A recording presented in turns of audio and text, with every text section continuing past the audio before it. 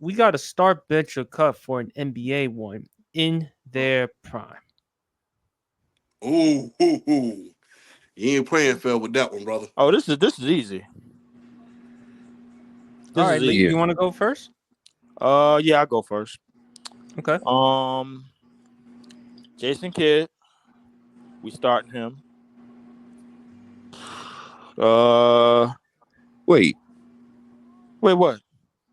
You starting you Jason Kidd? you starting kid? Start. Absolutely, absolutely starting Jason Kidd. Is that because of his? That's because of his defense, right? Absolutely. His defense and his is we talking about when we talk about Jason Kidd in his prime. We talking about somebody who could dominate the game strictly off of assists and defense. Who could dominate a game like literally? We seen that. We seen it in his prime with the Nets when they made back to back finals. Literally, like we seen that. Well, no disrespect to Chris Paul. I think Chris Paul is overall the most the most well-rounded point guard on the list. But like if I had to start somebody on my team in a prime, I'm starting Jason Kidd. Uh,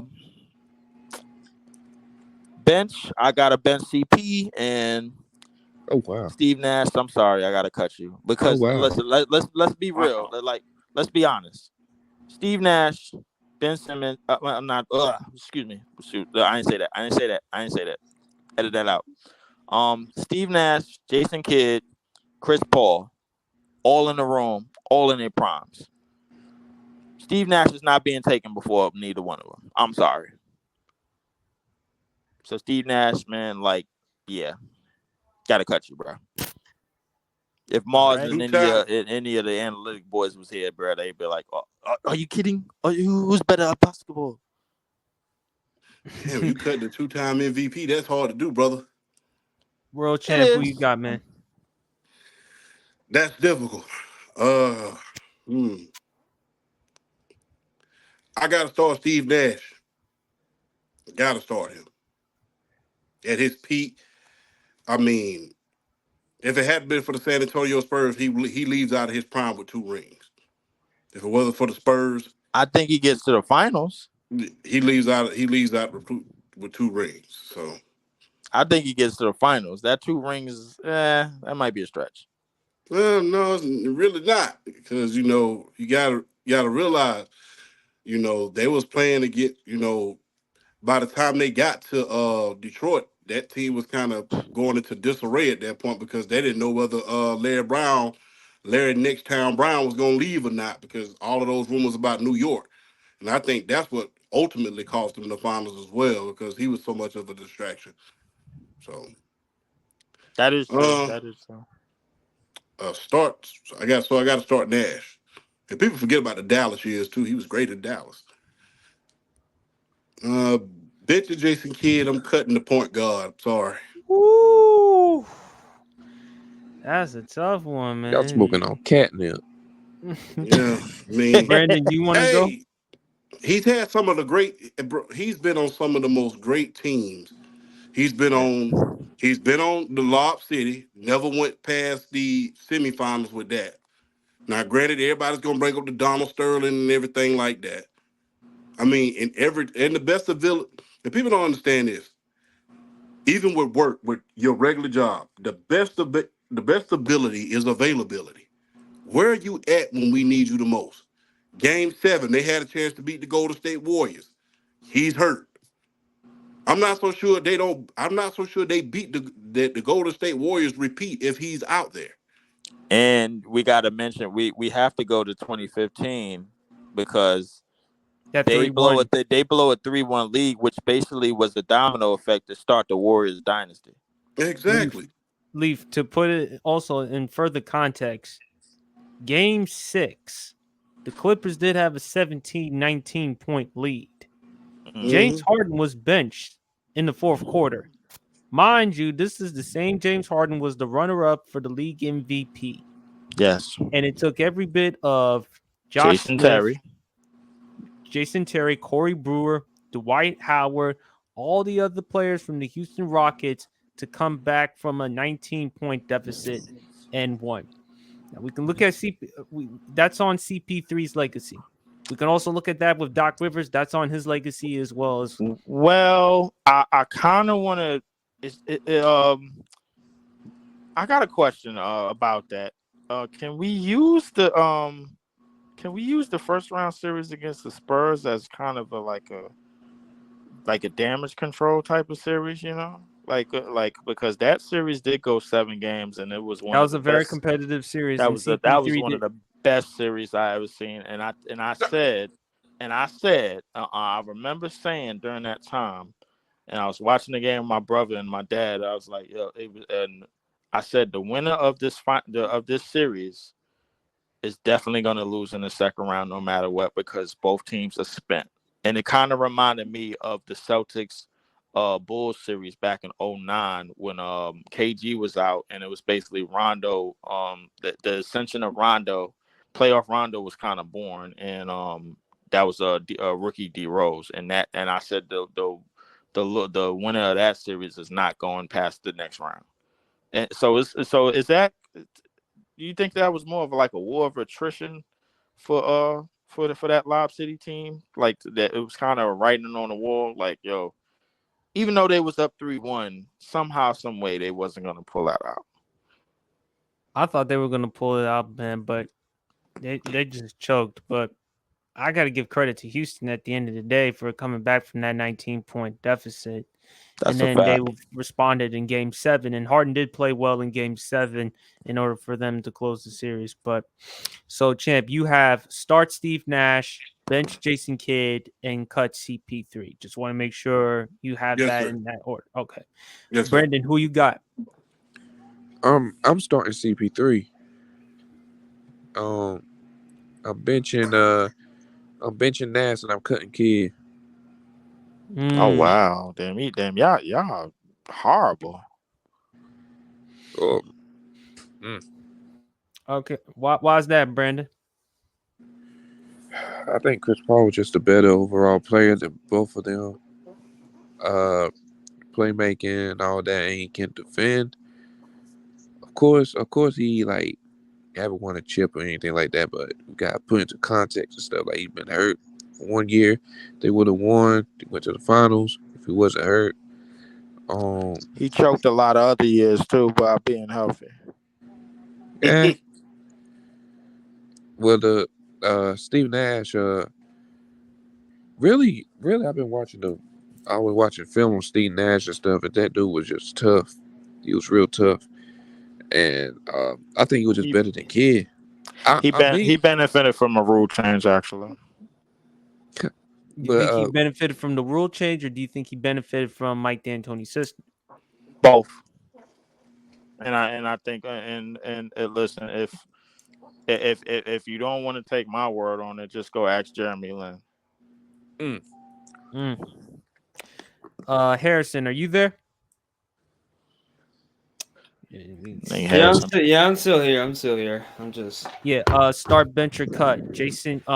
You have with Jason Kidd, Chris Paul, Steve Nash in their prime. Who you starting, benching, or in cutting?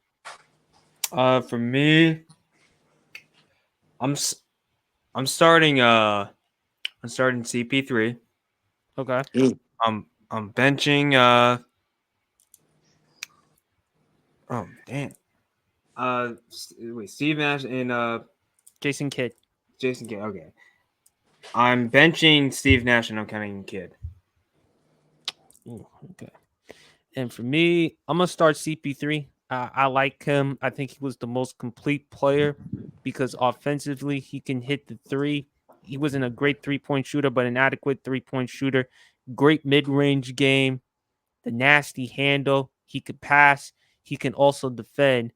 Even though there are times he's come up short in the playoffs, I will say this with Chris Paul: as he got older, he was able to make teams competitive. You saw what he did in OKC the first year during the bubble. It took 7, and they lost in that series to Houston. You look at a couple of years in Phoenix. First year they made the finals, and then of course the following year against the Dallas Mavericks, worst way to show up in a game 7. But CP3, I just like the skill. Just on the eye test, I think he was the more complete player than those two because he gave you both offense and defense. So I'm gonna go with CP3. Well, I think there's some context missing from All right, the what's that, some. Leaf? Well, that Suns run, bro. Like everybody would tell you that they played against a lot of injured teams to get there, and I mean, which was kind of the truth. But I mean, because if AD doesn't get injured, they're not winning that series. I'm sorry. Um, Same thing with the what was it the second round series? They didn't see Jamal Murray, but they did manage to beat Denver in 4. And then the third series they didn't see Kawhi Leonard, and Paul George was just giving it his all. Like that's the one series where I seen Paul George literally give it his all, literally give Right. his absolute everything that he had, and that still wasn't enough because there was no Kawhi Leonard. And the only to make it to the finals to basically be up 2-0 and then get a gentleman sweep by arguably one of the worst offensive teams to ever win And a championship. Like that is a dumbass offensive team but Leaf, by every far. single team that Chris Paul has been on, they've been better. I mean, Lob City, they weren't Lob City until they had him. Yes, they had Blake Griffin and DeAndre Jordan, but they needed a facilitator to make those types of passes. And who could you find better? It was supposed to be CP3 to the Lakers, but then Commissioner Stern, rest his We can't soul. hear you. Me? You can't hear me, champ? Champ. Oh, Yeah, we can't hear you, bro. Me Oh, or me? me I or mean, Leaf? you talking about me or We can't PSP? hear PSP. PSP. We can't hear you, bro. Oh, I Oh, can I hear can hear. PSP. I Oh, I hear can him. okay, hear. okay. Oh, You I'm can sorry, hear? my fault. Damn. Yeah, I can hear. Oh, my fault. Damn. Let But me refresh. it's all good. Uh, don't worry about that, Now champ. you was talking about the Clippers, the Yeah, Lob City thing. right. And I'm saying every single year when Chris Paul is on the team, he makes them better. Phoenix, they had a chance.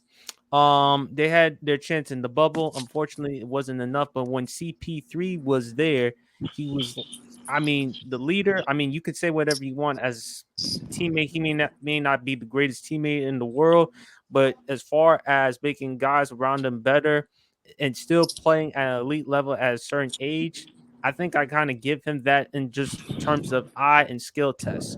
So I'm gonna give CP3 the edge. I think he was a good enough 3-point shooter. He can handle the ball. I think he has the best handle amongst Nash. You could argue Kid, but I think CP3, I would give him the slight edge. Passer between the three, that's tough though. Like as a passer, I'm gonna he's give the got edge to Jason Kidd. Even though Steve Nash, Son's years was a bit of an outlier. I'm not gonna say that he wasn't a great passer. I just think that Steve Nash benefited a lot from a rule change. Outside of that, he was a good point. He was a very good point guard, in Dallas at a time where the point guard pool. If you could give me the top 5 point guards during that time when he was in Dallas in them last couple of years before he got in them early 2000s, outside of him and Jason Kidd, I would gladly tell you, and somebody's probably gonna say Stephon Marbury, but I gladly award somebody the Steve Nash like moniker. You know what I'm saying? Because the pool of point guards during that time, it just wasn't, that just wasn't the type of league that it was back then. It was a 2 guard heavy league. You had the AIs, the Kobe's, the T Max, the Vince Carters, the Allen Houstons, the Ray Allens. The list goes on and on. And then the power forward position, we all know how stacked that was with Garnett, Rasheed, C. Webb, Duncan, just to name those who, and basically Shaq, basically dominating the center position. So I mean, but I would go with realistic, go ahead. realistically, Steve Nash basically like somewhat not only benefited from a rule change, but he benefited from like by the time he became an all-star with Dallas, he somewhat benefited from the fact that there really wasn't other point guards around outside of Jason Kidd. Not really much. Not in terms of the playing style. No, I don't think so. But I'm gonna go start CP3. I'm gonna bench J Kidd and I'm gonna cut Nash. That's a tough one for me, but I'm gonna go with that one.